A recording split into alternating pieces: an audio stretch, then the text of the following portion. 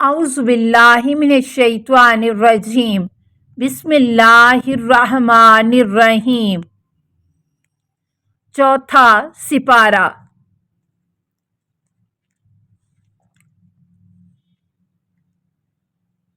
چوتھا سپارہ 2 سورتوں پر مشتمل ہے۔ سورہ آل عمران کی آیت نمبر 92 سے 200 تک مکمل۔ سورہ نساء آغاز آیت نمبر 1 سے آیت نمبر 23 تک شامل ہے۔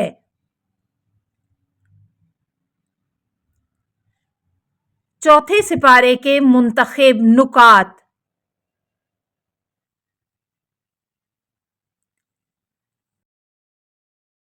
لن تنالوا البر حتی تنفقوا مما تحبون، جب تک تم اپنی پسند کی چیزوں میں سے خرچ نہ کرو تب تک کسی نیکی کو نہیں پہنچ سکتے۔ آیت 92۔ تشریح کلمات۔ البر البر کے معنی مطلق نیکی کے ہیں۔ جو چیز خود تمہاری اپنی پسند کی ہو اسے راہ خدا میں خرچ کرے تو مقام بر پر فائز ہوگا، یعنی یہ مقام اس کو ملے گا جو اپنی پسند پر اللہ کی پسند کو ترجیح دیتا ہے۔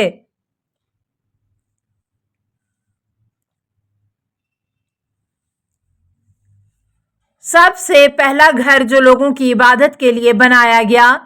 آیت نمبر 96 97۔ تشریح کلمات۔ بکتن یعنی مکہ، قدیم زمانے میں اس شہر کا نام بکہ تھا، بعد میں با میم سے بدل گیا۔ مبارک بے رے کاف، ہر وہ چیز جس میں خیر و برکت پائی جائے۔ کعبہ سب سے پہلا عبادت خانہ ہے۔ اس کے معمار حضرت ابراہیم علیہ السلام ہیں اور ان کے وارث محمد مصطفیٰ صلی اللہ علیہ وآلہ وسلم ہیں۔ اس بات کے 3 شواہد موجود ہیں۔ الف، مقام ابراہیم علیہ السلام ایک زندہ ثبوت ہے جس میں آپ علیہ السلام کا نقش قدم ثبت ہے۔ بے، اس گھر میں داخل ہونے والوں کے لیے حضرت ابراہیم علیہ السلام نے امن کا تقاضا کیا تھا جو آج تک ایک قانون کی صورت میں نافذ العمل ہے۔ جیم، حضرت ابراہیم علیہ السلام نے بحکم خدا اس گھر کے حج کا اعلان کیا تھا جن کا سلسلہ آج تک جاری ہے۔ یا ایھا الذین آمنوا اتقوا اللہ حق تقاتہ، اے ایمان والو اللہ کا خوف کرو جیسا کہ اس کا خوف کرنے کا حق ہے۔ آیت نمبر 102۔ جناب ابو بصیر نے حضرت امام جعفر صادق علیہ السلام سے سوال کیا، اتقوا اللہ حق تقاتہ سے کیا مطلب ہے؟ آپ علیہ السلام نے فرمایا، تقوی کا حق اس طرح ادا ہوتا ہے کہ اللہ کی اطاعت کی جائے پس اس کی معصیت نہ کی جائے، اللہ کا ذکر کیا جائے اور اس میں نسیان یا غفلت نہ برتی جائے، نیز اللہ کا شکر بجا لایا جائے اور کفران نعمت نہ کیا جائے۔ وسائل الشیعہ 15 235۔ روز قیامت کچھ چہرے منور اور کچھ سیاہ ہوں گے۔ آیات 104 سے 107۔ ترجمہ مطالعہ فرمائیں۔ جو لوگ دعوت الخیر پر عمل کرتے ہیں وہ بروز قیامت فلاح پائیں گے، وہ خوش ہوں گے اور ان کے چہرے منور ہوں گے، جبکہ تفرقہ باز لوگ عذاب عظیم اور تاریکیوں میں ہوں گے اور ان کے چہرے سیاہ ہوں گے۔ وَلِلَّهِ مَا فِي السَّمَاوَاتِ، کل کائنات اللہ تعالیٰ کی قبضہ قدرت میں ہے۔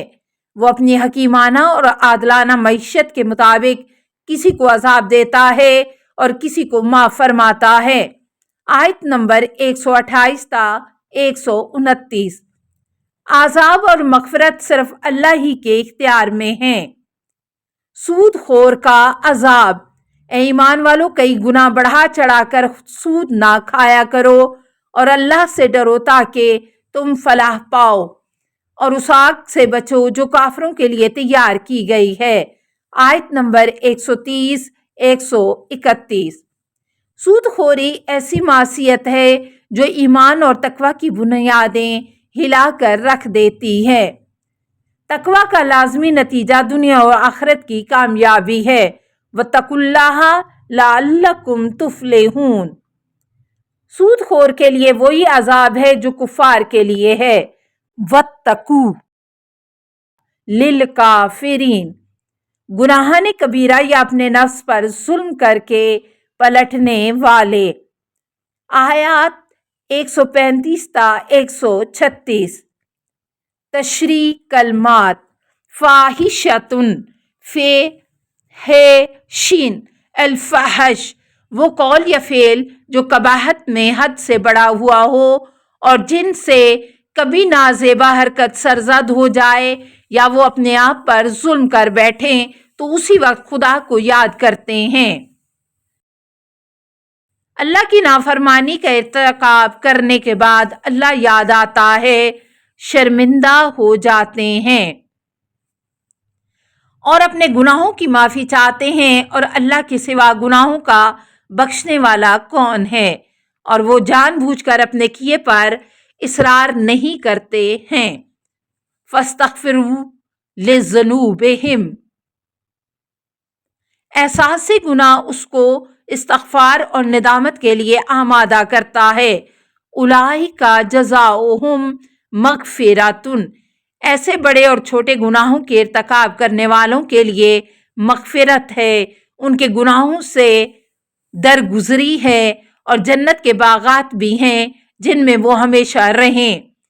حضرت علی علیہ السلام سے روایت ہے، وہ گناہ جو خود تجھے برا لگے اس نیکی سے بہتر ہے جو تجھے خود پسند بنا دے۔ غرر الحکم، صفحہ 308، باب العجب والذمہ۔ راہ خدا میں موت کا اجر۔ وَلَئِن قُتِلْتُمْ فِي سَبِيلِ اللَّهِ أَوْ مُتْتُمْ۔ راہ خدا میں زندگی قتل کے ذریعے ختم ہو جائے یا طبعی موت ہو، دونوں صورتوں میں مغفرت اور رحمت ہے۔ وَلَئِن مِتْتُمْ أَوْ قُتِلْتُمْ، موت اور قتل دونوں صورتوں میں اللہ کی بارگاہ میں جانا ہے، لہٰذا مہربان رب کے پاس جانا ہے تو رب کی مرضی لے کر جانا ہوگا۔ کافرانہ سوچ کے مقابلے میں مومنانہ سوچ بیان ہو رہی ہے کہ راہ خدا میں مارا جانا نہ صرف داغ حسرت نہیں بلکہ کفار کے دنیاوی مال و متاع سے کہیں بہتر ہے۔ اللہ تعالیٰ کے عظیم احسانات۔ ایمان والوں پر اللہ نے بڑا احسان کیا کہ ان کے درمیان انہی میں سے ایک رسول بھیجا جو انہیں اس کی آیات پڑھ کر سناتا ہے اور انہیں پاکیزہ کرتا ہے اور انہیں کتاب و حکمت کی تعلیم دیتا ہے، جبکہ اس سے پہلے یہ لوگ سری گمراہی میں مبتلا تھے۔ آیت نمبر 164۔ رسول اللہ صلی اللہ علیہ وسلم کی ہدایت سے مومنین نے بھی فائدہ اٹھایا، لہٰذا ان پر یہ عظیم احسان ہے کہ رسول اللہ صلی اللہ علیہ وسلم نے انہیں جاہلیت کی مذلت، حقارت اور تنگ دستی سے نکال کر اقوام عالم کی قیادت و راہبری کا اہل بنایا۔ ہدایت، تزکیہ نفس اور علم و حکمت اللہ کے عظیم احسانات ہیں۔ حسبنا اللہ و نعم الوکیل۔ آیت 173، تشریح کلمات: حسبنا، ہے سین بے، حسبنا ہمارے لیے کافی ہے، یہ لفظ حساب سے ہے اور کافی ہونا ضرورت کے حساب سے ہے، لہٰذا اس لفظ کا مطلب یہ بنتا ہے کہ اللہ ہماری ضروریات کا حساب جاننے والا ہے کہ ہمیں کس قدر تائید و نصرت کی ضرورت ہے۔ اس کا لازمہ یہ ہے کہ بس وہی کافی ہے۔ الوکیل، واو کاف لام، کارساز، ذمہ دار، اعتماد، بھروسہ۔ باطل اکثریت کی مادی طاقتوں اور دھمکیوں سے متقی مسلمان مرعوب نہیں ہوتے بلکہ ان کے ایمان میں اضافہ ہوتا ہے۔ اللہ کی طرف سے اہل ایمان کی مکمل اور بہترین سرپرستی پر مومنین کو یقین ہے۔ وقالوا حسبنا اللہ ونعم الوکیل۔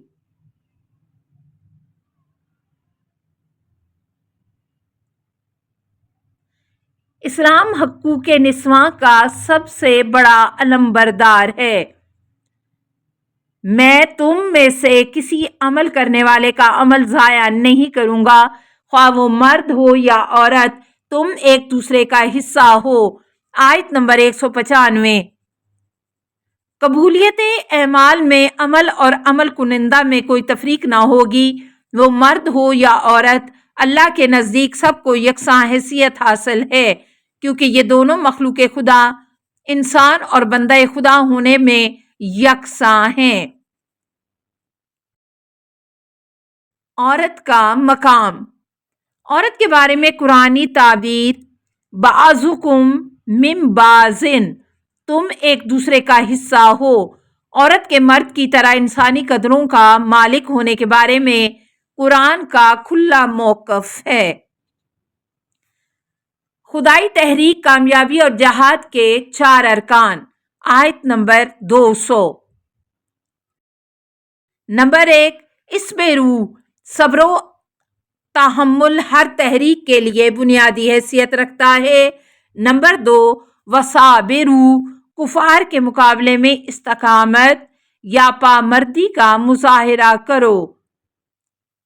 نمبر 3، ورابطوا، دشمن کا مقابلہ کرنے کے لیے مستعد اور مورچہ بند رہو اور اسلام کی جغرافیائی اور نظریاتی سرحدوں کی حفاظت کے لیے ہر وقت آمادہ رہو۔ نمبر 4، واتقوا اللہ، تقوی مومن کی زندگی کے تمام گوشوں پر محیط ہے، حتیٰ کہ ایک مورچہ بند سپاہی کے لیے بھی تقوی ایک طاقتور اسلحہ ہے۔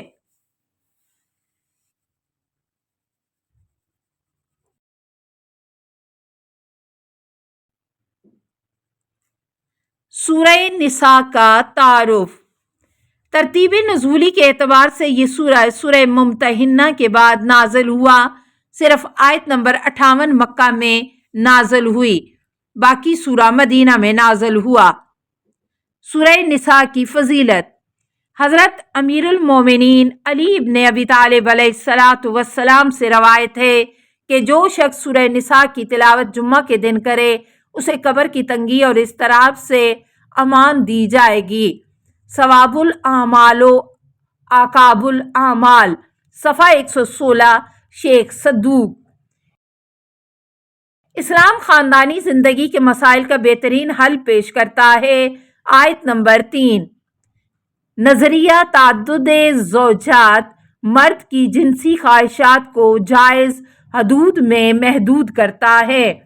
تعدد زوجات سے عورت کی حق تلفی نہیں ہوتی، بلکہ اس کے فطری حقوق کا تحفظ ہوتا ہے۔ اسلامی قوانین کی بنیاد و اساس عدالت پر استوار ہے۔ میراث کی تقسیم آئلی نظام میں حاصل مقام کے مطابق ہوتی ہے۔ آیت 12، بعض مقامات پر مرد کا دگنا حق اس کی برتری کی وجہ سے نہیں، بلکہ یہ حسن تقسیم پر مبنی ہے۔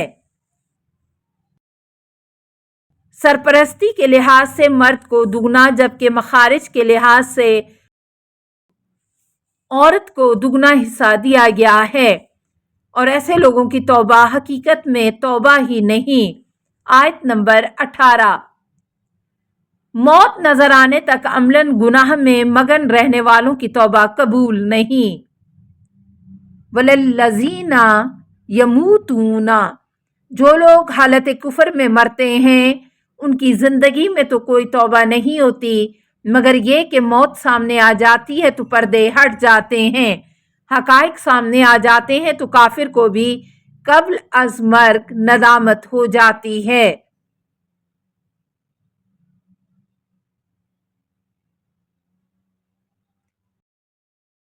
التماس دعا۔ اللہم صلی علی محمد و آل محمد و آلہ الطیبین الطاہرین المعصومین۔